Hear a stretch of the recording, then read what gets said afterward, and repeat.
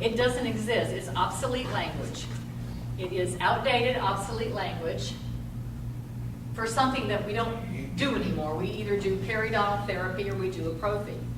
But that's not the worst thing about using it, the fact that it's obsolete language. It's dangerous because as long as you use the word deep cleaning, that phrase, you're not going to get compliance. Okay? It's going to go something like this. Your patient comes up to the front and says, Crystal says, okay, Janet, I'm ready to schedule your deep cleaning. And I say, well, how much is that going to cost, Crystal? And she tells me, and I go, I'm not paying that much to get my teeth cleaned.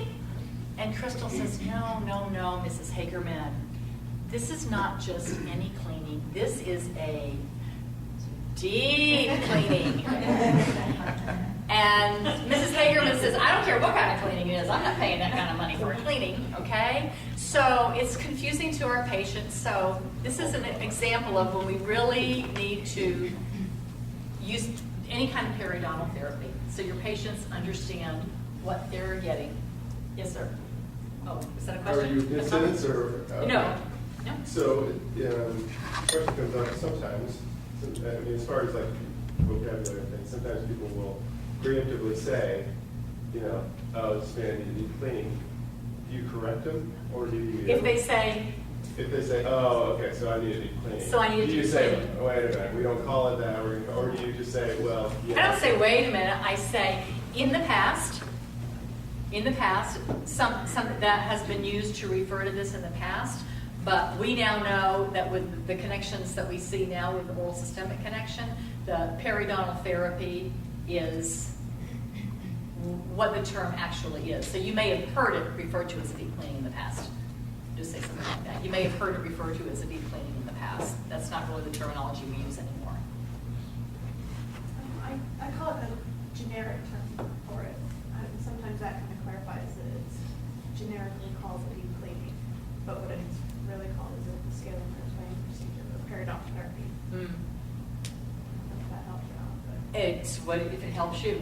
It helps you. I would just get as far away from the phrase deep cleaning as possible. And I don't use it anymore, and I would urge my teams not to use it, and I urge them to coach each other not to use it. Because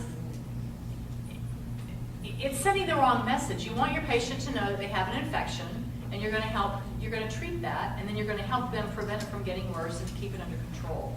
I don't see anywhere within that framework how a deep cleaning helps to contribute to that understanding. But it's semantics if it works for you. But I think deep cleaning is just, it's obsolete language. It's obsolete, and it doesn't contribute. Is it okay ever to say, no, it's periodontal therapy, we need to treat this disease, it's not a symptom?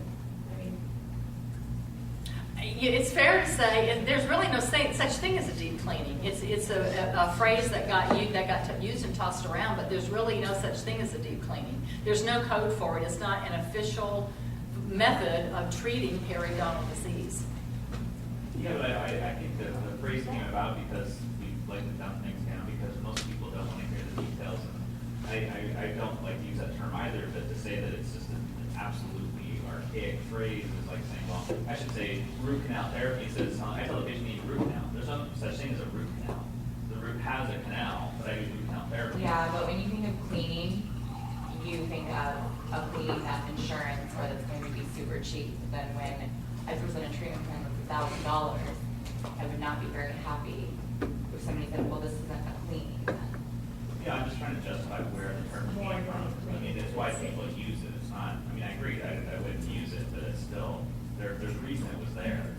The reason it was there is because we didn't really treat periodontal therapy with the passion and understanding that we have now. So it was like, here's your prophy, here's your one cleaning, and then here's your deeper cleaning, and goodbye, we'll see you in 6 months. So, obsolete, I would say, yes, archaic.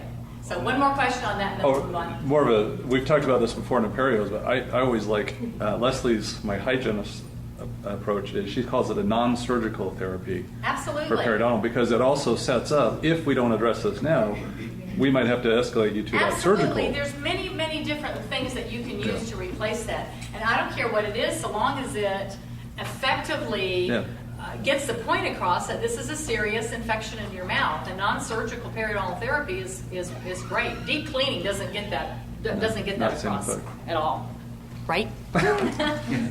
Get a link. All right, so what else? Oh, and then my second favorite word is just. Just is a diminisher, all right? And often we find ourselves saying, well, or in the past we may have, you just got a few places, you just got a little bleeding, you just got a few cavities. You know, both of these things are infections. They are infections. They need to be fixed. They need to be treated. It's not just anything. So just don't use the word just. Just take it out of your vocabulary. And little. Unless you're saying office managers, financial coordinators, this treatment plan is just going to cost $25,000. All right. Transformation vocabulary. So I want you to think in terms of some of these strategies that we've used. In terms of clinical, and also how you can maybe use those as a metaphor for your leadership and management as well. Okay. Great into metaphors.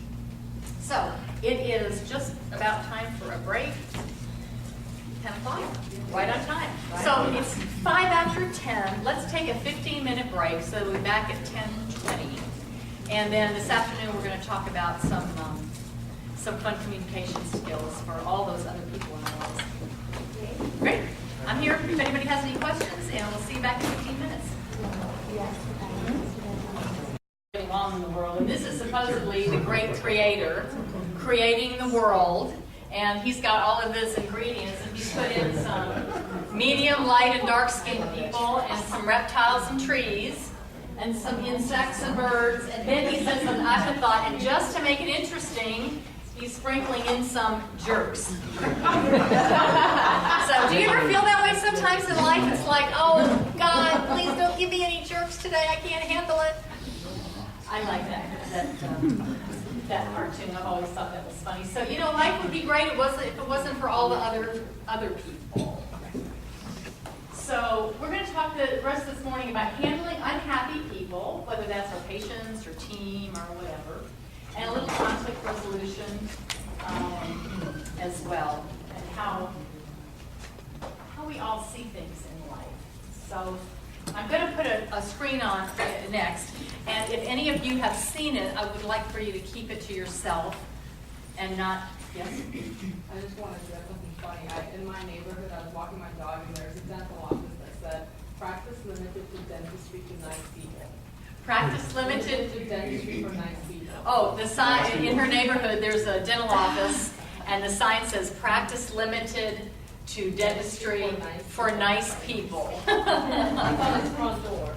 On the front door. All right, that's cute. All right, so we're going to talk about how we see things. The next slide, if you've seen it, it's a little quiz. If you've seen it, don't spoil it for the rest of the people, and just keep it to yourself. So how do we see things? Well, this is an example of how some people see things. This sign is a sign I found in New Orleans, and my husband took my picture. It says, "I'm not bossy, I just have better ideas." So you see, I don't think I'm bossy, but sometimes other people seem to think I'm bossy. So we see things differently, don't we? So if you've seen this, how many people have seen this? Okay, a good bit of you. For those of you that haven't seen it, what do you see? A witch. A witch? A witch? Young lady. A young lady. Do you see the young lady? Those of you that see the witch, do you see the young lady? And those of you that see the young lady, do you see the witch? Yes. Okay. So if you see the young lady, there's her hair, there's her eyelash and her nose and her cheek and her chin, and there is the feather. So can you all, and she's wearing a necklace right here, and this is like a fur collar, fur coat. Do you all see that now? Yes. All right. And then the witch, this is her nose right here, this is her mouth, this is her eye. Can you all see the witch too? So we all see things differently, don't we? I always love that picture. We all see things differently and look at things differently as well. So I want you to take a little quiz right now. And behind your handout is something called a preference survey. And we're going to go through it very, very quickly because it only works doing very quick stream of consciousness. So grab something to write with. And this is not a personality test.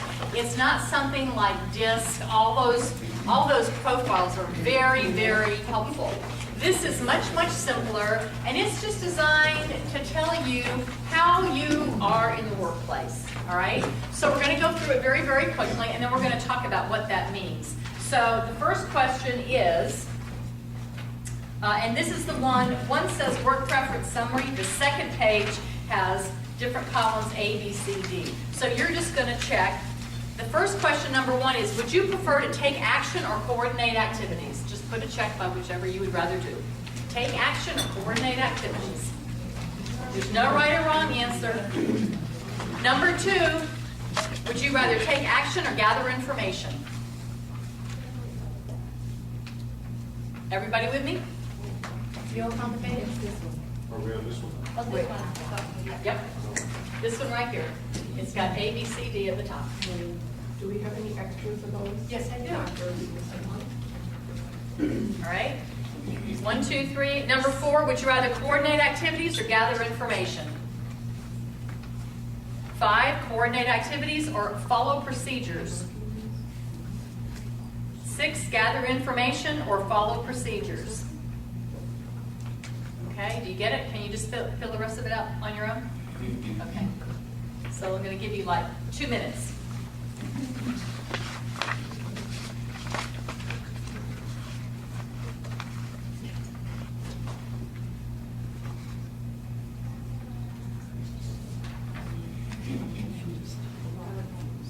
Okay, we're confused down here.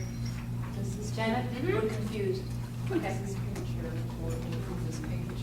No, this page. A, B, C, D. We don't have to worry about the one. Nope, that's not doing things.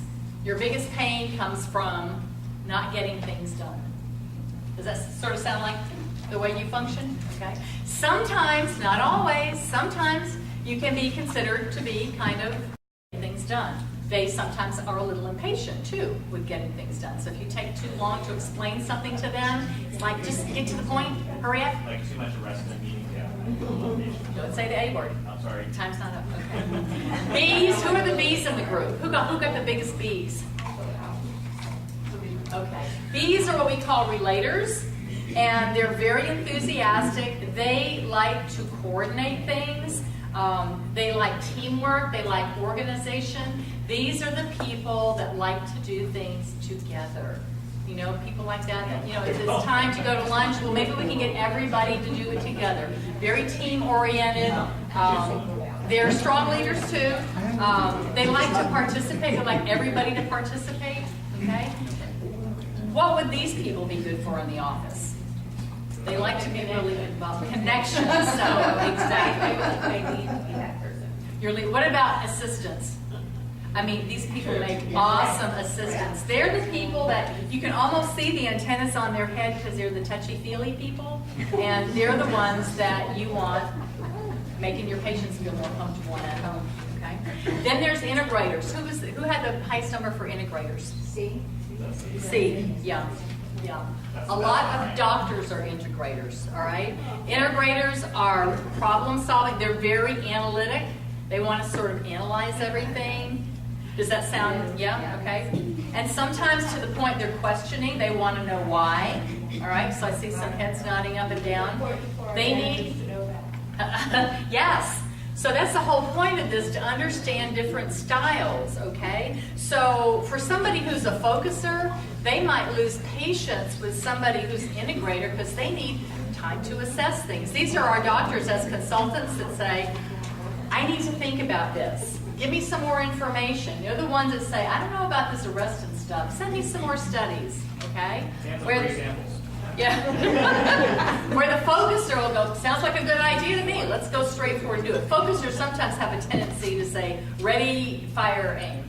All right? And sometimes jump the gun. All right? They're great visionaries, but they need good teams to support them. And then your operators, your DP, how many D people? All right, okay. D people are operators. They're very detail-oriented. They like to monitor things. They can work well independently, but they like to document. They like things very systemic, and they like to make sure that everybody's accountable. They like compliance. Does it sound like those of you that were operators? Who would these be good people in your office for? They like systems and policies and procedures and boundaries. Office managers, what about your OSHA compliance person? Right? It's in the book. Follow the book. It's all right in the manual. Make sure you do that score testing on the autoclave, okay? So the point of this is we need everybody in the office. We need all these different pieces, okay? And if you know what that person is, it's going to help you relate to them better. I have a friend who's a huge relator. Just very touchy, feely, almost to the point of over-emotional. It makes me crazy, and I have to remind myself that's her style, okay? Those of us who are focusers often make enemies because we can be very impatient. We want to get things done. We want to get things done fast and now, right? Sometimes interpreted as bossy. So I want, who are my top 3 focusers? Top 3 people that got an A. Whoever put your hand up first. Okay, come on in front. All right. Okay, so I need 3 focusers up here. 3 focusers. All right, I need 3 focusers over here, and then the B column. Who are the 3 B columns? All right. Who are my B? Who had your highest number in the B category? I need 3 people. Great. Come on up. 3 Bs. All right. So the Bs are going to stand right here. So the A's are going to stand right here. 1, 2, 3. So face the audience. 1, 2, 3. B's. 1, 2, 3. Over here. C's, same thing. You know what's going to happen. I'm going to ask for 3 C's. And 3 D's. Is this a height contest? And 3 D's. All right. Great. All right. So these are the C's. No, we're the C's. All right. C's here and D's back here. All right, so the A's, you're the focusers, follow your lead. So in order to do that, you need a whistle, okay? B's are the relators. They're the touchy-feely people, the ones that want everybody to get along. And they typically, you can almost see their little antennas coming out of their head.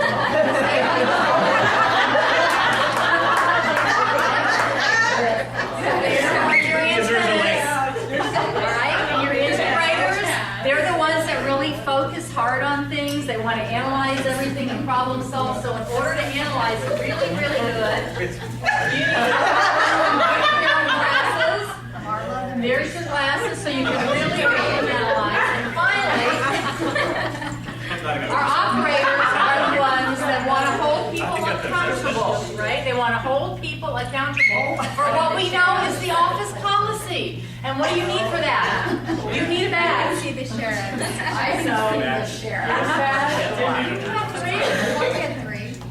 We're all there. 1, 2, 3. We need another. We only have 2 operators. All right. Well, that's okay. So I want you all to scooch in a little bit.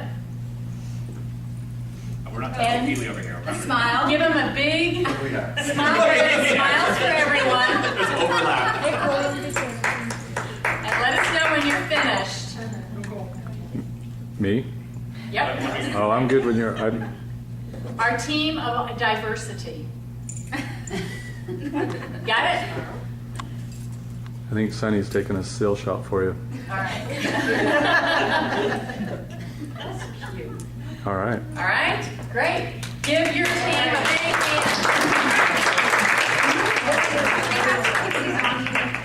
hand. You have to wear them the rest of the meeting. I don't have to raise my hand anymore. This is so great. Is this dangerous? Is your team going to kill me? Yes. All right. All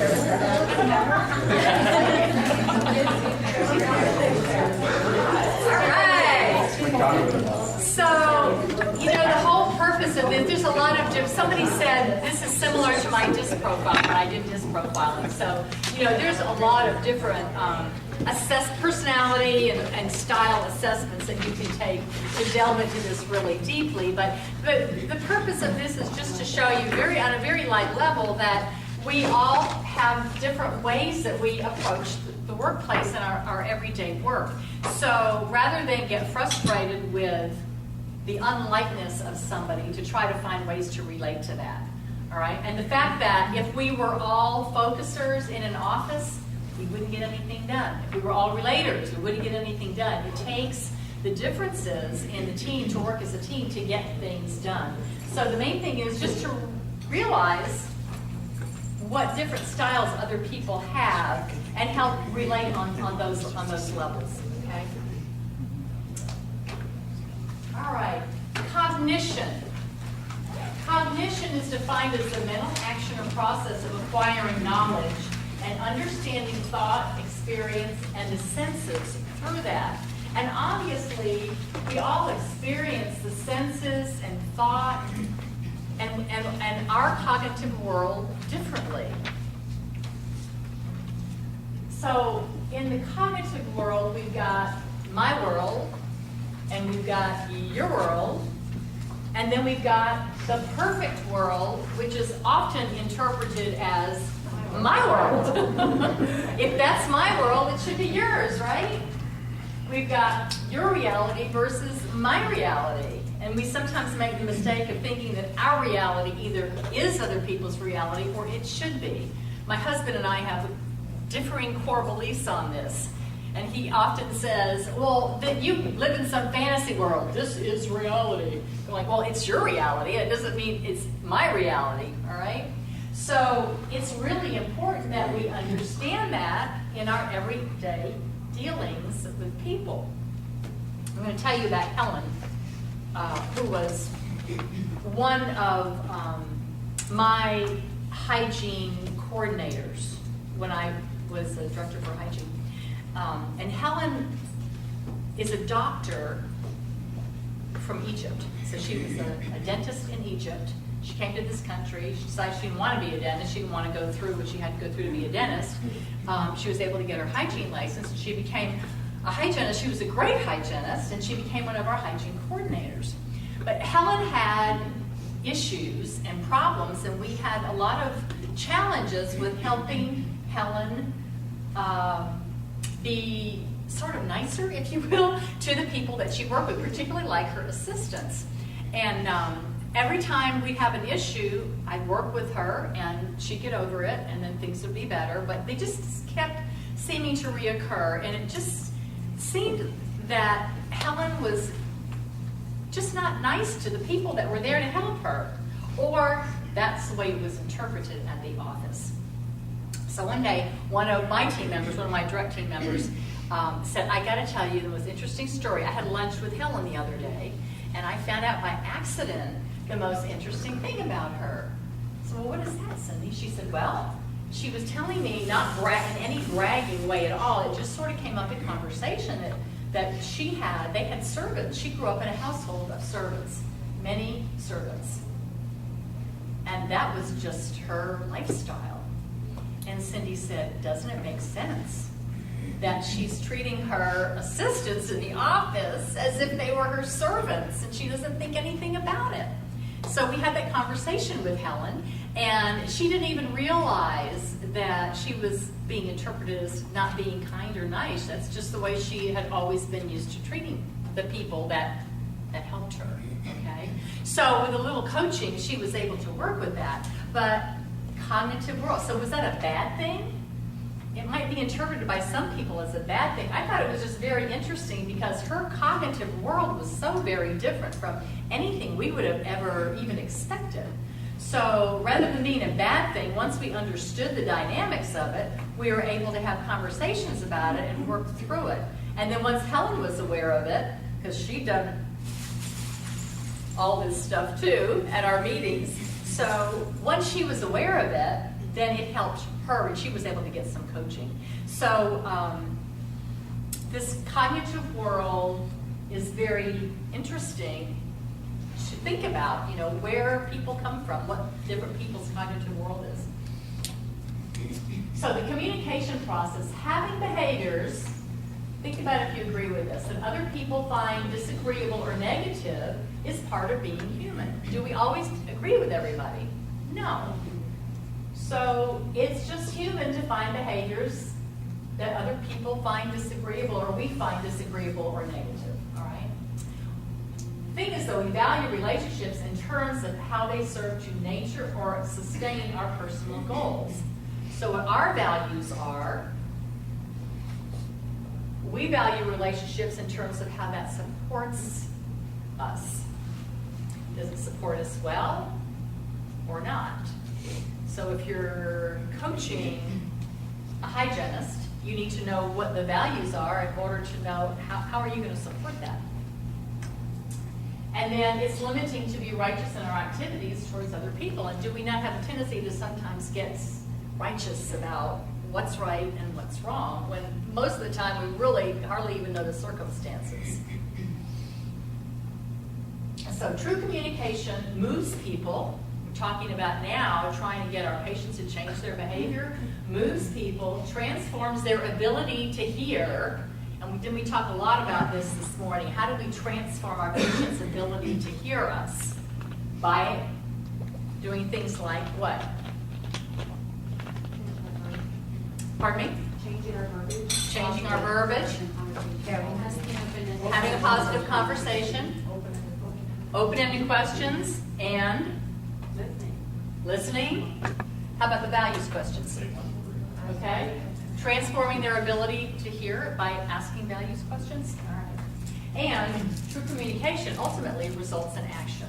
All right? So it's not just about getting my point across, it's about getting it across in a way that actually gets them to change your behavior. Okay. So these are some core beliefs. See if you believe these. Do you believe that people tend to be what you make them? Does that resonate with you? Monica's not sure. No. People tend to be what you make them. In your mind. In your mind. And so I'll tell you the story about the little girl that went to school every day with her daddy. Every day she went with her daddy, every day, except one day he couldn't take her to school. So her mom had to take her to school, and when they're almost to school, she said, "Mom, so where are all the idiots today?" So see, Dad made everybody on the road idiots. Mom didn't make them idiots. So how we perceive people, people tend to be what you make them. Think about that. Okay, we get more of what we focus on. I worked in and what you look for, you will find. Socrates said that. If we look for periodontal disease, we will find it. If we don't, we won't. I don't know, as a manager, how many times I've been in offices where they say, well, we don't have a lot of a lot of perio treatment in our offices. We just don't have a lot of perio. Our patients are mostly healthy. So it's really interesting that your demographics are so different from the rest of the entire country, which says that 75% of our patients have periodontal disease. So I wonder why that is, that your patients don't have periodontal disease. When in all likelihood, we're not looking. I temped in an office once all summer for a hygienist that was on pregnancy leave. They had two hygienists, one was on pregnancy leave, so I took her place, and then there was another hygienist.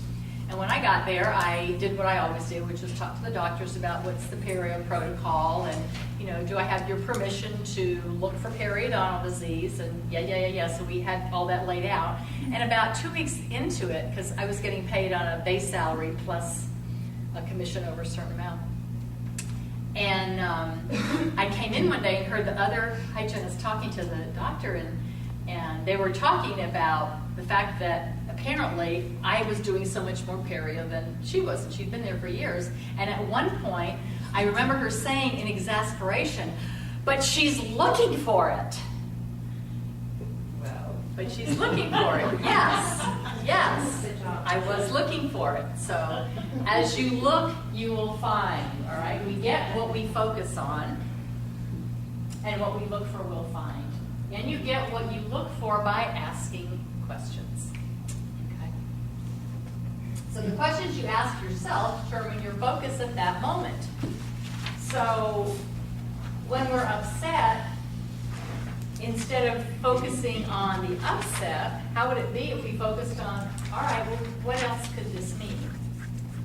And do I know everything there is to know about this?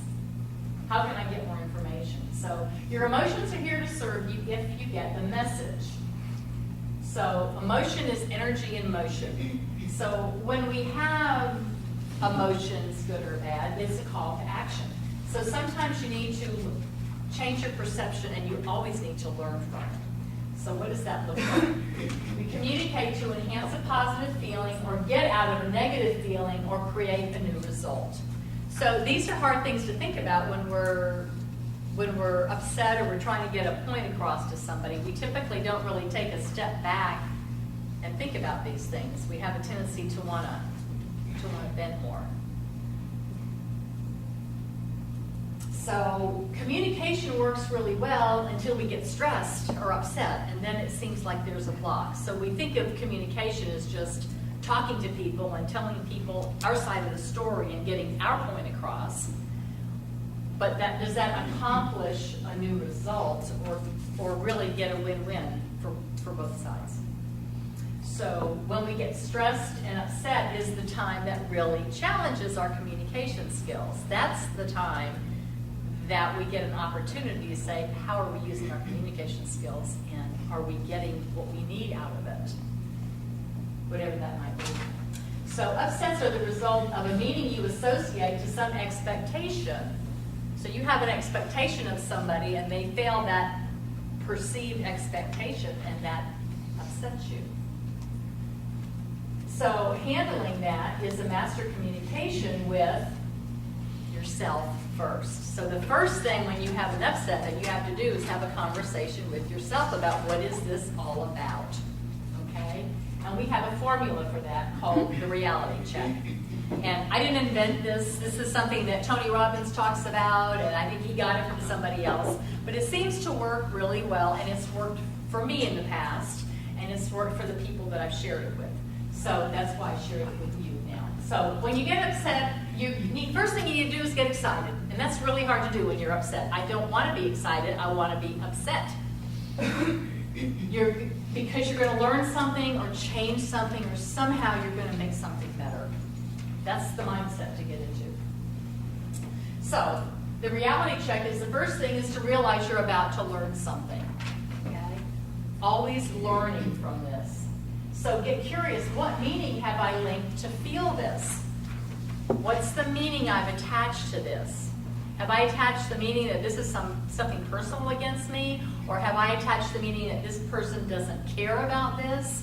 Or have I attached the meaning that they're being disrespectful? Have I attached the meaning that they just don't care? Have I attached the meaning that this patient doesn't want this treatment because they don't place value on dentistry because they have a low dental IQ? You know, we make all these assumptions. Somebody that handed in results of something about, I wish I could get a better handle on why people turn down treatment. Okay, we make all these assumptions.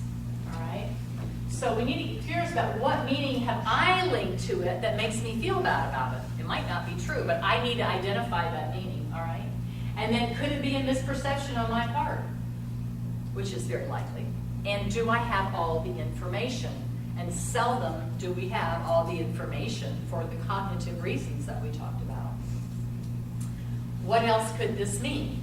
And this is a really good exercise. When you're upset, when you have an upset, and you have, this is my perceived meaning. Up here, this is the meaning I've linked to it, but what else could it mean? And just get real creative and silly about with all the other things it could mean. This takes some real courage to go through this process too. It's a personal process. It takes some courage to do it. So, and what do I need to feel good right now? Do I need an apology from this person? This is one of my biggest faults that I have to get over. I have to answer, what do I need to feel good? Do I need for that person to tell me that they're wrong? Do I need for them to tell me that they're wrong and I'm right, and then we can get over this? Is that what's important? Or is that really not the issue? If I get rid of the fact of who's right and wrong, Janet, can I get to a deeper meaning? Is it not that important that I feel right? Is it more important that I get my point across and that we figure out some way to have some sort of a mutual resolution?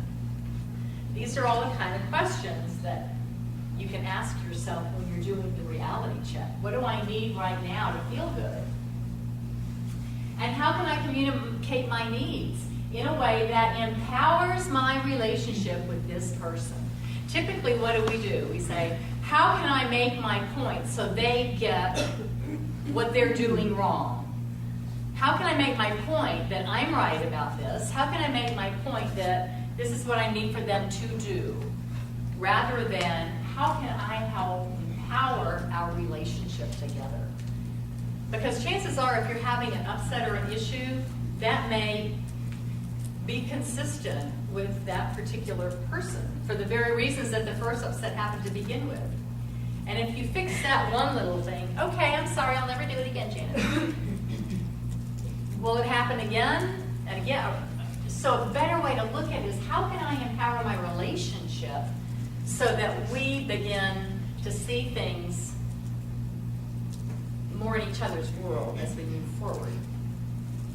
And then, what's great about all this? What's good about this? And I know people say, no, nothing's good about this. It's an upset and I don't like it.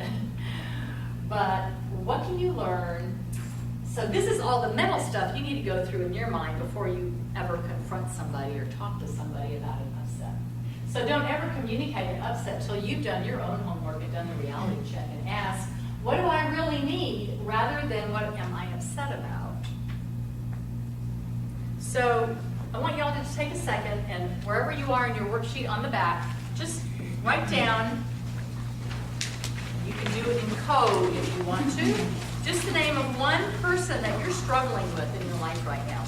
It could be Only patient, one? it could be a team member. Only one. No, you can write more. You can write more. But just jot down the name of somebody that you wish that you could resolve an upset. That you wish you could resolve an upset. It's not you, Monica. And like I said, you can put it in code, you can put it in X, Y, Z, so nobody else will recognize it. But just something that, you thought, I wish I could resolve this upset with this person. So just identify who that person is. And then think about, what do I really need about that? Right now, I'm upset about, write down what you're upset about in just 2 or 3 words. And then after that, write down, what do I really need? This is what I'm upset about, but what do I really need? Can you put an entity instead of a person? What? Like the government or something? Yeah, like the government. Let's call it the government, all right?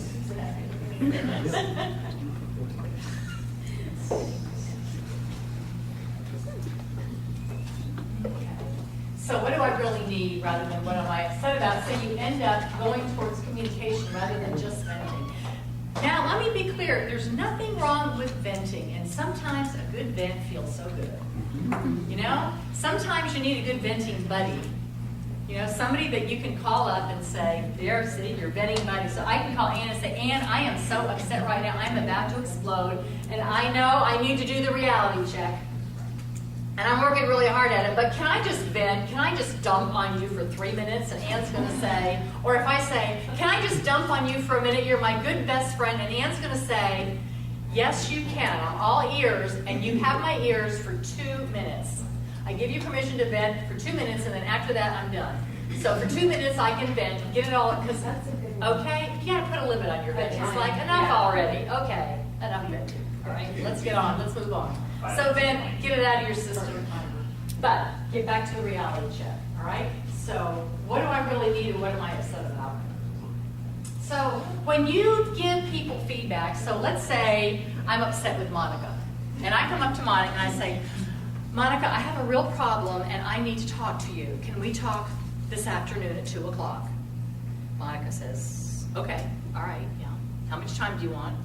I can probably get it done in 15 minutes, but I'm really upset and I really need to talk to you.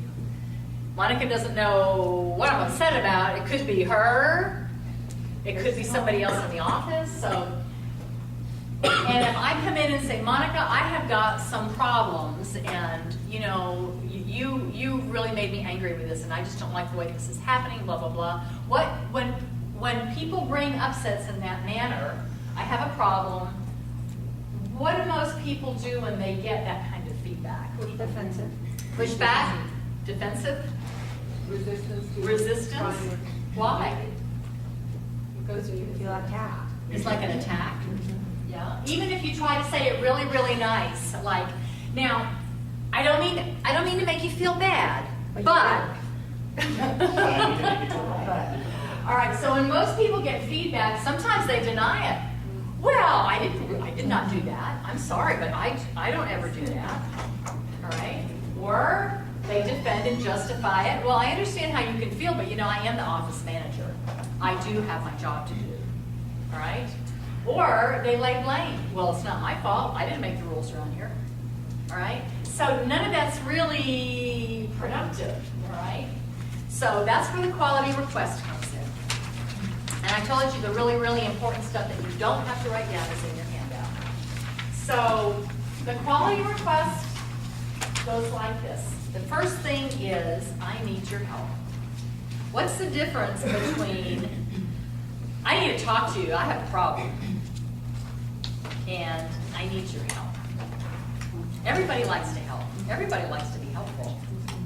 So any upset always starts with an I need your help. And actually, I use I need your help in so many different effective ways in my communication. So if I need somebody, if I need to email somebody and I needed for them to do me a favor or get me some information, or like let's say I'm a speaker and I need some speaker slides for something that the A word, arrested. Let's say I call Laura Farm and say, you know, I need a couple of new updated slides for my presentation. Can you send me them? Well, I know somebody's going to have to stop what they're doing and take the time to do me a favor.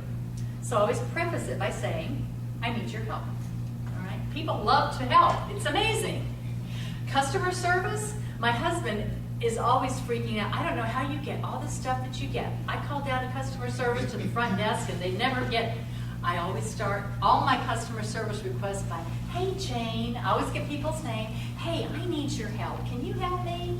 It's amazing. People like to help if you ask them. So you're upset. Your quality request always starts with, I need your help. When, and you're going to name a time, a place, a situation, when such and such happened at such and such a time, I interpreted that to mean whatever you're upset about. That you're being disrespectful to me, that you were putting me down in front of somebody else, that you embarrassed me. And I know it's not true because I know who you are. I mean, I know you're part of my team. I know you wouldn't have done it on purpose, but that's the way I interpreted it. And I need some clarity. Help me understand that. So at that point, you want to stop and listen. Chances are that person's going to say, I didn't, not at all. In the future, now you've already thought of this because you've already gone through your checklist and you know what you need to get resolution. In the future, could we agree that when that comes up, we could handle it this way? Would you consider doing it this way? Would that work for you? How can I support you in the future in doing this? Now, I know this is the one example of a script that's not real easy. This is a little harder. So let me give you a couple of examples of how I've used this in the past. First time I heard this, I thought, it's a lot to remember, and it sounds really awkward. So I had a challenge and an upset in my office, in an office that I worked with. There was a major doctor that owned the practice, and there were about 3 other doctors. And there was one in particular, Dr. B, I'll call him, who was going through a particularly nasty divorce. And the reason that I knew that is because everybody in the office knew that, and all of our patients knew that, because that's all he talked about. Was having been done wrong, the divorce, we're going, oh, please. So, but the worst part was he took it out on my patients in how he gave injections to my patients. Yes. And so I can see, you know, these guys that were like telephone pole climbers, these big burly guys, white knuckle in the chair. And I didn't have any relationship with this person at all. I just didn't have any rapport. We had no links. We were not linked at all. We didn't have anything in common. We didn't have any kind of rapport or relationship. And yet I felt like I needed to do something. And so, you know, I could go to my head doctor, who happened to be a good friend of mine, and say, Dr. So-and-so, this is happening. Typically, his answers were always, well, did you talk to him? Go talk to him. And I didn't know how to talk to him. So I thought, you know, I learned this script from my mentor, and I'm going to ask him out to lunch, and I'm going to use this script on him. And I practiced it. So I asked him out to lunch. I said, Dr. B, I said, I need your help. I need your help, and I'm wondering if we can just have lunch. He said, well, can't we just talk about it in the office? I said, no, I'd really like 100% of your attention. And there was a place right close to the office. Okay, but I don't have time this week. I said, okay, well, can we do it next week? Yeah, okay. Well, what day? Well, we can do it Monday. So Monday came, and guess what? Couldn't do it Monday. So this happened he put it off about 3 times, and I guess I was pleasantly persistent. I'm known for that. So I guess he realized I wasn't going away. So finally the day came, we're going to have lunch. So I'm supposed to meet him over there. I was like 12 o'clock, 12:15 came, 12:20 came. I went and ordered my lunch, 12:30, 12:40 he finally shows up, and like I'm getting ready to finish my dessert to get back to the office. So he sat down. I could tell he was really nervous, like what in the world could it possibly be that she was so persistent? And so he said, well, what's going on? I said, well, Dr. B, I just need your help, because I've noticed lately, and I was so nervous, I said, I need your help, because I have noticed that when my patients are getting injections, like for SRPs and stuff, that it looks to me, and I could be mistaken, but it looks like they're just really in pain, like they're getting a really hard shot. And I know, Dr. B, that you know how to give great shots. I've seen you give great shots. And I know that you know how to, but I'm just seeing some of these patients lately that are just really hurting. And by this time, he's going, really? Really? I said, yes. And so he said, well, I don't mean that. I don't want to do it. I said, I know that, because I've seen you give great shots.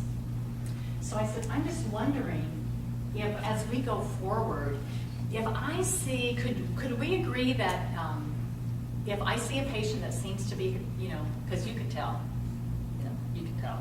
I said, what if I stand behind the patient so they can't see me, but you can, and I just make some sort of a gesture that we can pre-arrange, like something like that. Anyway. And he said, yeah, that'd be fine, Janet. Yeah, absolutely.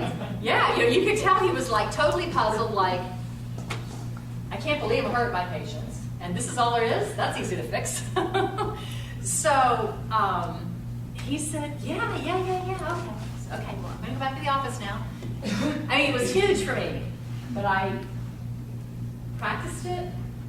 And, you know, I think maybe once or twice I had to do that. And it changed everything. It changed everything. But you know what? The thing is, it gave me permission to share something with him in a way that didn't put blame on him. All right? And in a way that he could feel safe and have safe face and have a way to get out of it and improve it without being made wrong. All right? What dentist wants to think that he can't give a patient a painless injection? You know, any dentist wants to think that he does his best to do that.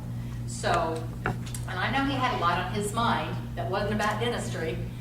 So, you know, this system gives the person a way to improve their behavior in a way that's helpful for everybody, and in a way that empowers the relationship.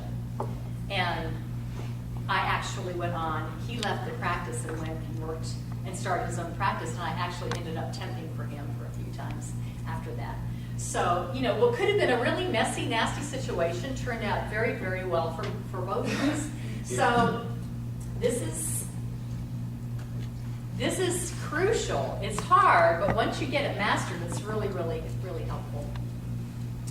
The other example I'm going to give you is very, very, very personal, but I share it with you just to know that you can use this for personal things too. I'm the oldest of 4 girls, and my sisters are all fantastic, wonderful, and we've got bunches of nieces and nephews and grandkids, and my mother's still alive. She's 86 years old. And one of my sisters has a bad habit. I don't know where she got this habit because we weren't raised that way, but she has a tendency to use rather inappropriate language at certain times. And so one time at a sister reunion with just us 4 girls, and the inappropriate language was a little too heavy, and so my other sisters were getting disgusted, and I said in front of everybody, I said, you know, Julie, I said, when you use that kind of language, I'm thinking to myself, I wonder if this is going to work. I'm just pulling this out of the hat. I have no idea if it's going to work. But I said, but I teach this stuff, so it should work, right? I got to be able to see if I can use it in my private life. I said, you know, when you talk like that, it just sounds really disrespectful. And I said, and we don't want to hear it. And she said, well, you guys are just so crude. She said, it's no big deal. It's not a big deal. I said, I know that. But I'm just wondering if you could agree that when you're around the family, that you just don't use that kind of language, because we would really appreciate that. And I know you don't do it intentionally, and half the time you probably don't even know you're doing it. She said, well, you're right, I don't. So with that, she went to bed, and my other 2 sisters said almost at the very same time, she'll never remember it. She'll never remember it. And I said, yeah, probably not. 6 months later, I was having lunch with her and some of my nieces and nephews and other family members, and my dear sweet 86-year-old mother, who has heard everything under the sun. And out came the inappropriate language. And I want you to know that I looked straight at my sister and I said, how can I support you in keeping your promise that we made up in Blue Ridge not to use inappropriate language around the family? And I said it real quiet, just between the 2 of us. And I want you to know she looked me right in the eye and said, you just did. And that was the end of it. So it's amazing. Amazing, powerful stuff. So I would invite you to now, whatever person it is that you are having an upset with, I want you to write down, I need your help, when such and such happened, whatever that was, what it meant to you, and then how can I support you, or could we agree on whatever. This is probably the hardest assignment for today. Watch out. Yeah, watch out. You'll know you're done when you hear the crickets.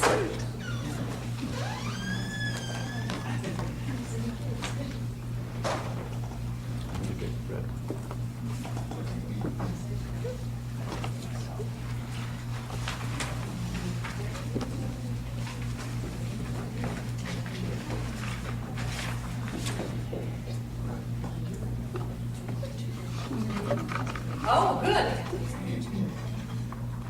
Your quality request with someone that you'd like to resolve an upset with. I need your help. When such and such happened, I interpreted that to mean whatever you interpreted that to mean. I know it's not true. Help me understand. And then in the future, what is it that you could agree on? What's the outcome that you like?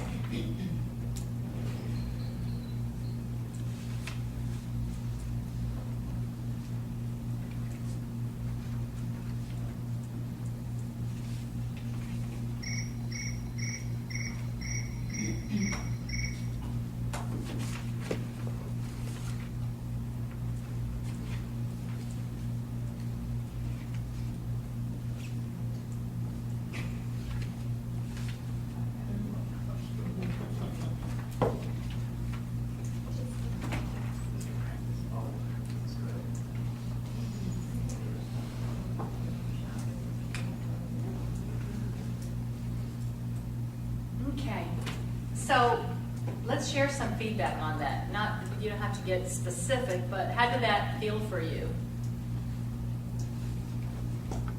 We'd like to share, I mean, how does it feel? Does it feel like you're not getting your upset out the way you're used to? Is it uncomfortable?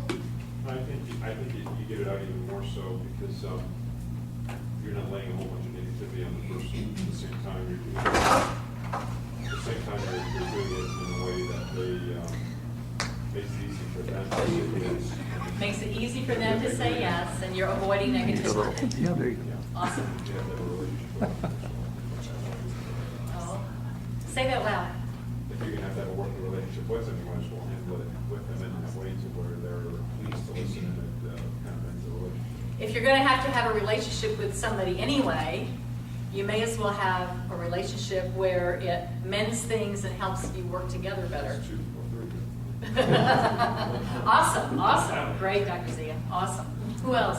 Dr. One Walsh? question, so Mhm. let's say you've done the quality request. Mhm. Some of us will run into this, you've done everything you could to Mhm. handle it in a positive way, and you still hitting resistance. Their ego is that big that you can't get through.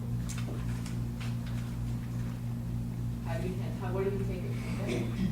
Where you've done the, how can I support you, Mhm. this work for you, Mhm. help me understand, I'm willing to help you in anything to get through this. Or- So you said, help me understand. Yeah. It would depend on what you get from that. Yeah. And if you fall on deaf ears on all this, if you opened up, showed that you're willing to do anything to make it. Mhm. Well, I would say to re-look at what it is that you need this support in and be very clear in your outcome. What is the outcome that you want? You've gotten upset with, I mean, can you give an example without being too specific? Is it an example that probably would apply to many hygienists or many assistants or many office managers? No, this mostly is, well, we have a really good working relationship. Yeah. So that, Yeah. it's mostly more personal. Yeah. It's an issue that I have with Yeah. someone that is, no matter how I open up, they just come back with insult. And so where do you take that from? With insults. So I would say, is it somebody that doesn't want to insult you on purpose? See, the Yeah, conversation there's no way of of that. vetting that because they Okay. don't open up. Well, then you need to ask them. Yes, so you're saying, when such and such happened, it felt to me like it was a real insult. And I know that's probably not what you meant, and because I know you're my friend, and I know you don't mean to insult me. So I need some clarity, help me understand, and then shut up. And get some feedback, and hear them. And find out. And if they say, well, quite frankly, I did mean to insult you because you're wrong or whatever. At that point, well, this is the situation. I need your respect. So in the future, how can I get that? I need to feel like I'm respected in this relationship. How can I get that? So, and then maybe you make a decision that this is not a person that you can have a relationship with. But most times, you're going to find, typically we associate ourselves with like people that are like us. So most of the time, you're going to find your upsets can be resolved. And if they can't, after using this, but if they really, really can't, then that might be a time to find some new friends. But typically, you need to get real clear at what do I need from this? What support do I need from this? In the future, what am I looking for? In personal relationships as well as professional relationships.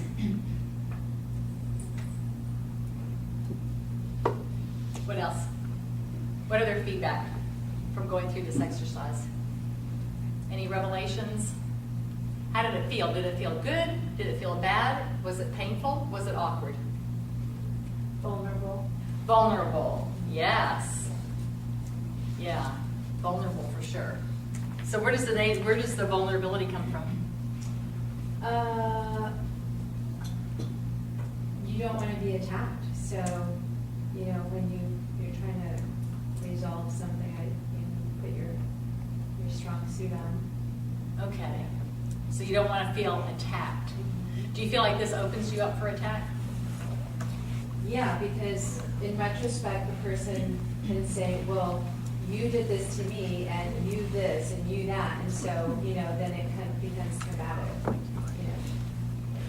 Placing You, one. you need to go back to the beginning, because this will not be about placing blankets. For those of you who are in a position of management, like office managers, this should be, rather than put you in a position of vulnerability, it should put you in a position of more power. And at some point, when you read The Way of the Shepherd, true leaders get people to do what they want them to do, not by telling them what to do, but by somehow figuring out how to make them want what to do, what's best for whatever the project is or the group is. Yeah, I was referring more to like a personal relationship, not Mhm. work, but, you know, in a family situation, it can be very intense, and, you know, if Yes. someone attacks you, or a personal relationship, a friendship, and you try this, they may not get this. They haven't been to your course. So they could say, Books. yeah, right? Yeah, anonymously, Yeah. right? Oh, Yeah, so I think. Well, in a more the personal- people those two examples I gave you hadn't been to any courses and hadn't read any books either. So I think you need to go back to your check and get really clear on what you need. You need to get really clear on what you need to feel good about that right now. Because usually we're not clear on that. We're just upset. And it usually manifests into a lot of other things too in our personal relationships. Because we don't always resolve things. So one argument, you get mad at something, and actually what you're really mad at is that plus the two upsets that you had before. So you need to get clear in keeping it one upset at a time. So, and so you need to get very clear on what else could this mean, and what do I need to feel good right now? And then, what's going to be great about this? That's the hardest thing, is what's going to be great about this? How can I empower this relationship? The biggest part is getting the ego out of the way. Getting the ego out of the way, yeah. And it's very, very hard, and it does, and it stays hard. All right? So, and once again, always starting with I need your help. And help me understand. I know, this is the important part, I know that that's not what this really, that's not what you want. You know, if it's your husband, I know you love me, honey. I know you don't mean to do this. My husband is very didactic, he's very passionate. That's what he calls. I'm just really passionate. You think I'm mad, I'm just passionate. But I tell him, I say, you don't realize it, but sometimes it's not what you say, it's the way you say it. And it can be very intimidating and very impressive, and it's not pleasant to be around. That's how I interpret it. And I know that's not your intention, because you love me. So help me, how can we, in the future, how can I help you when you're getting that way? Because I know you don't mean to. And he said, I don't mean to, just let me know. I said, well, how do you want me to let you know? Okay? Well, in some situations, especially depending on the interaction between people, if you have equals, say, at work, if you've got two managers or two doctors or something, that's not the best thing to do is have a third party there. It's just sort of a neutral person, a neutral ground to kind of make sure that nothing gets out of hand. I mean, I know that we've had, well, I mean, just to make sure everybody's really clear about like what the intentions are, that no one's trying to hurt anybody, you know, just anything. But I know that where we've had real success, or I've had success in these kinds of situations, is where I've had another person that sometimes has suggested a meeting and sometimes. A facilitator? Yeah, of sorts, just like I said, just to make sure that nothing's getting misinterpreted, you know, because Well- there's a lot of pride amongst us doctors and.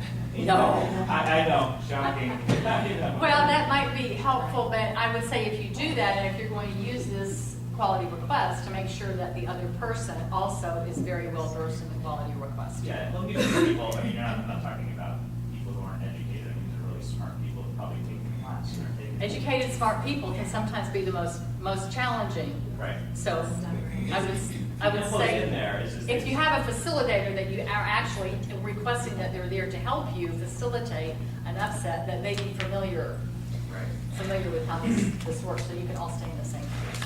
The whole goal of this ultimately is how to empower the relationship. And you can see from the two examples that I give, one very, very personal, and nobody thought it would work, including myself, quite frankly, I had my doubts. And the other, just a personal, I mean, a very non-personal relationship with somebody that I hardly knew. But both, it's very empowering because it gets to the point, but in a way that is vulnerable for them. I mean, it's less vulnerable for them. They feel safe. They feel safe being able to take action, and they don't feel like they've been made to be wrong. So actually, if it's done right, you'll feel very empowered with this. I mean, I felt hugely empowered. When I left that lunch, I went, oh my gosh. And then those first 2 times when it happened, and I was able to, just make any kind of little motion, he got it. Ooh, did he get it? And then after that, it was smooth sailing. So you'll feel very empowered using this once you get 1 or 2 under your belt. Try some easy ones first before you try the hard ones. So you get used to it. Writing on the wall with that. In the future, when we agree. Oh, this is with your 3-year-old. Yeah, I'm not sure if it worked with a 3-year-old. All right. Any other questions or comments about this? And I would encourage any of you to email me. My website is at the bottom of your handout, and if you go on there, there's a place to. My perspective, my thought is, for me personally, is you can use it on yourself. There's situations that you walk away and you all know how I'm impulsive. You walk away and say, shit, I shouldn't have said that. So you can use it that on way, yourself. too. That's interesting. I never thought about that. That's great. Because there's nothing that says that you can go back to the person and say, you know what? I didn't listen, I was out of line, how can we fix this in the future? You know all my signs, right? And quit talking and listen. So that's how I took that. Great. So yeah, you can use it to yourself too. Awesome. So if any of you have some experience stories like the 2 that I just told you that you would like to, I'd love to hear from you, because it just always makes me feel great when I know that the information I've imparted has really helped somebody. And this is probably the most important key that really, really can make a huge difference. So if you have a story, email it to me. I'd love to hear about it. All right. And finally, some of you on your surveys just wanted to know, how do we keep people motivated and how we get passion back in our lives? And I guess my answer to that is you live in your mind. How's the neighborhood? How do you talk to yourself every day? How's your self-talk when you get out of bed and go to work? And we talked about fake it till you make it. If you're not necessarily in a great mood, your patient should never know that, and your team members shouldn't either. You owe it to people to be smiling and happy in the workplace. That doesn't mean you can't be going through your personal challenges, because we all do. Let's face it. I mean, if everybody quit smiling when they had a personal challenge, none of us would. So we all have, our stuff, our baggage. Some of it's good baggage, you get to go on vacation. Some of it's not so good baggage, but we work through it. And, we like to say frustration in life is the breakfast of champions, because you get frustrated and you figure out how to work through it, and you get up to the next level and get bigger frustrations. And then you solve bigger problems. So motivation, fulfillment, and passion. So here are some sort of closing things that might help you keep the passion in your life. But Aristotle said we are what we repeatedly do. So excellence is not an act, but a habit. It's not like one thing we do, like, oh, I'm going to go back and do this one thing tomorrow, and that'll be excellent if I do this one thing. But then you forget about it, and you don't keep doing it on and on. So it only becomes excellent when it becomes a habit. And we're doing it day after day, patient after patient, every patient, all patients. And, whatever your core beliefs are, the core things that you stand for, that, if somebody said, well, what does Crystal stand for? What does Monica stand for? People would just, without a moment's hesitation, say, well, she's always consistent, or she's always fair, or she's always lovely with the patients, or whatever the things are that people really know about you. We also know that life changes constantly. You never step in the same river twice. So no matter how many times you love that feel, felt, found script, or whatever script it is that really resonates with you, as these become more second nature to you, every patient's different. So even though you might have used it a million times, you're going to have that one patient one day that's going to react and go, oh my gosh, I've never even considered that. So we're going to have to be always willing to be flexible. So stay flexible with your life, relax, breathe. Anybody do yoga in the room?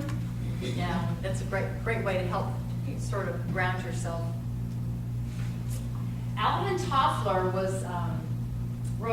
writes books about futuristic books about where we are going to be going based on where we are now. And he said the illiterates of the future are not those who cannot read or write. They're those who cannot learn, unlearn, and relearn. So just like the snowflakes, the snow analogy that we talked about a little bit this morning, I'm sure some of this is familiar to you, and I'm hoping that you've had an opportunity to unlearn some stuff and relearn some new stuff to put to use every day. That's how we get our fulfillment and our motivation. It's by learning new things and trying new things, and then putting all that to work with our team. John Wooden, the famous basketball coach, always said, a player that makes a team great is better than a great player. Have you ever had a clinician, maybe it was a hygienist, I'll use hygienist because I had a doctor tell me once, that hygienist is the best hygienist I ever had and the worst employee. Best hygienist, worst employee. So she was a great hygienist, clinically, great with the patients, but she wasn't a team player. So would you keep on a person that's great clinically but not a team player? I mean, super, super hygienist. I mean, the Queen Latifah of hygiene. She could scale calculus out of an 11-millimeter pocket. Can relate to the patient like you wouldn't believe. Can relate to the That's, like, patients. loved by everybody, but But hated the coworkers and It's poison. It's cancer in your group. It's cancer in your organization. It's poison. So being a great team player is... So I want you to think right now about how are you influencing your other team members? You know, what can you do to clean up your own house? How can you help co-diagnose? And by co-diagnosing, I mean, what do you do to support your doctor in diagnosing? How do you help educate your patients with all the things we talked about today? So when that doctor comes in, all he has to do is what we call the necktie exam. Do you know what the necktie exam is? Monica's doing it right now. Doc comes in, he says, so Ann, how's Janet doing today? And Ann goes and explains to the doctor what she has found, which the doctor already knows because he's looked at the chart, and I explained to Janet that she may need X, Y, Z, and the doctor simply comes in and goes, yep, that's what you need, all right. You know, so the doctor doesn't have to take his or her time explaining to the patient what they need. Hygienist has a lot more time to be able to do that, and assistants, you're in there relating to the patients, asking, answering those questions. Do I really need this ground? I know he said I needed it, but what do you think? Okay? So helping in those ways, solving, serving, and being advocates for each other. So, you know, you might want to think about asking some of the values questions of your other team members to help support you and supporting them for the benefit of your patients. So when your patients leave their office, they just shaking their head going, wow, that office is great. They're like a family. They just really love each other. People don't like to be with losers. They like to be with winners. And when they leave your office, you want them to think, man, they are all winners. My dentist is the best. My hygienist is the best. I love my assistants. They are so good at the front desk. They help me make my dentistry affordable. And coming up with communication strategies that we learned today. And you'll think of others. So how do you influence your other team members? Because do you have to be the office manager to be the leader of the team? Do you have to be the doctor to be the leader of the team? I know I've had offices that have said, well, we can't have our huddles in the morning because our doctor never gets there on time. I said, well, do you need a doctor at the huddle? Do you have to have a huddle? You don't. I love being a doctor. Is it good to be there? Yeah. Does he need to be there? No.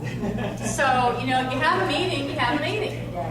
And you have as many people there as whatever your philosophy is, but the purpose of the morning huddle is to get everybody on the same page. And there are ways to do that even if the doctor's not there.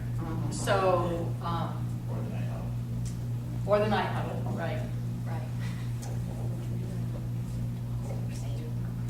So, I know I gave you a lot to remember today. So what I'd like for you to do is turn your sheet over to the last page or back page or whatever, and just write down as fast as you can. First write the top 3 things that you learned today that you're going to take back and start working with. The top 3 things. The top 3 things that you learned that you like the best. And you can cheat, you can look through your notes.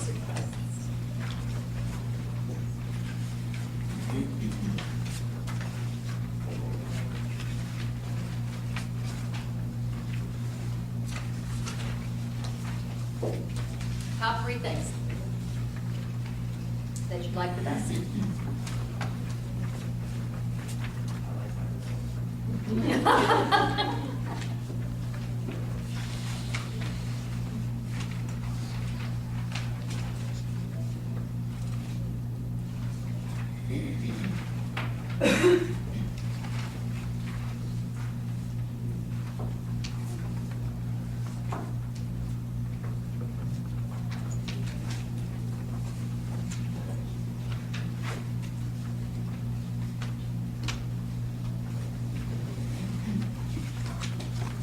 Things. Who wants to go first?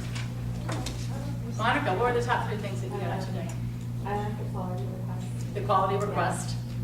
All right. The triad and The triad. getting to know you. Treatment and the getting to know you. Okay, great, awesome. Thank you for being the first to be the difference, because I know you are going to be the difference. All right, who else?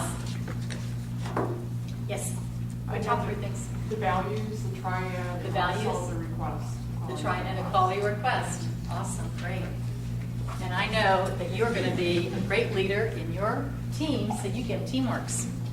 All right. So now, anybody else want to share your top 3 things? It sounds like the quality request has been a big one. I'm glad to hear that. And the treatment triad. I want to hear your response for the treatment triad. Right, your degree of influence. You know, just like as a teacher, and I think we're all teachers in some regard. If you're a dentist, you're a teacher. If you're an office manager, you're a teacher. Certainly as a hygienist, you're an educator.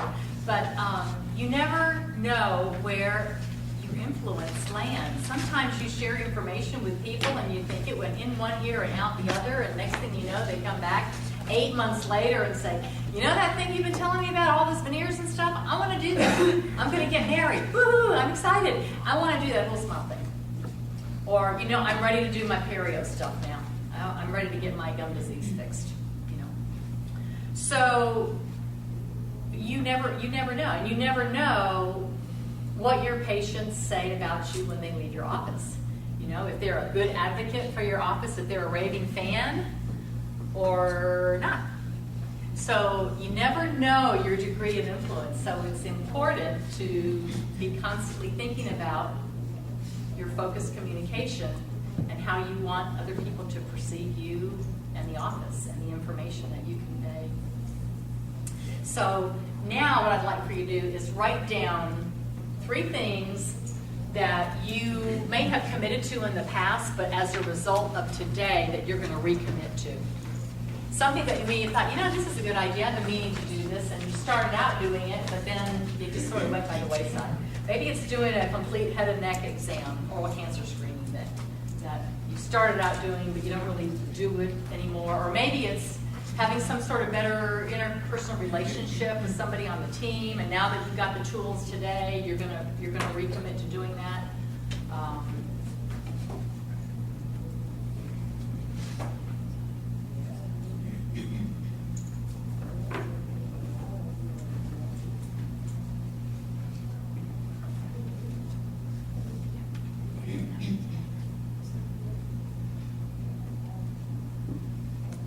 So I would encourage you as a team, and you may find Bet you get some prompting from Ann on this. To think about your notes and think about a plan, making them into some sort of a plan. So that maybe you take one subject each week and work on that. And once you get 1 week, you get one thing committed to and wired. And then the next week, you get another thing mastered. And so by the end of a couple of weeks, a couple of months, you've almost really made a lot of really great positive changes in how you communicate by not trying to do everything all at once. Just like with our treatment triad, you take the most 2 or 3 most compelling things that resonate with you the most, that might seem the easiest to implement. Take those one thing at a time and get really grounded in that, and then take some steps that might be a little harder and take a little more time, get some successes under your belt.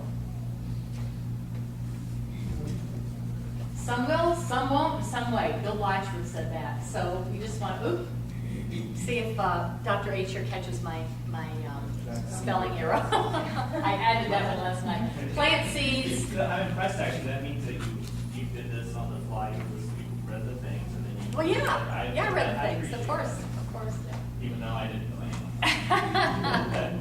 All right, so I'd like for you to take a minute right now. There's a feedback form, that's the very last page. And just quickly complete that, and we're just about to wrap up.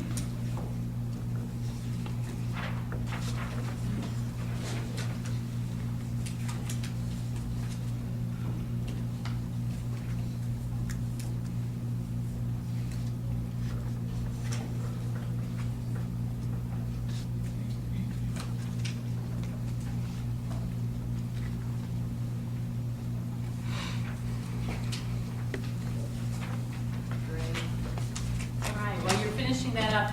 So what I'd like to know is who has the longest link? Who has the longest link? Hold up your links. Linda has the longest link? I don't know. Count your links. 9, 10, 10. Anybody have more than 10? You got like 9 for one of them. 10, 9. Who had 9? You have 9. You had 9. Oh, and how much do you have? You have 10 too? All right. I know. All right. One more. This is my latest article. It's you can get CE credits for taking it. It's communicating periodontal protocols and behavior modifications. So some of the things in here are things we covered today. Then there's some other things that we didn't cover today. So this is a good another good tool for your communication toolbox. So there's one for you. So, in closing, we talked today about, what's the point of what all we do? Talking to our patients, talking to each other, communicating, the difference between focused communication versus casual conversation. We talked about setting the stage for success, creating rapport, and treatment acceptance, case presentation. We talked about handling upsets with people and getting some passion and staying fulfilled in what we do. So you guys are awesome. You've been a great group, and Ann told me you would be, and she was right. So thanks for all your active participation, and I'd love to hear from any and all of you. My website's on there. I'd love to hear from you. Email me. And so I'm looking forward to hearing how you can all go back and implement this in your offices with your patients and with each other.